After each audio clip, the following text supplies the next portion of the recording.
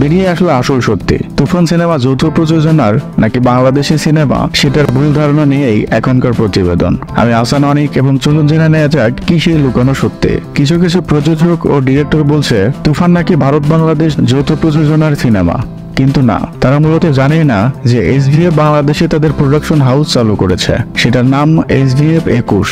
তুফান সিনেমার পরিচালক জানিয়েছেন তুফান কোনোভাবেই যৌথ প্রযোজনার সিনেমা নয়, এটি একটা পিওর বাংলাদেশের সিনেমা, বাংলাদেশের গল্পের সিনেমা, যেখানে বাংলাদেশের নতুন প্রোডাকশন হাউস এসভিএফ 21 ইনভেস্ট করেছে।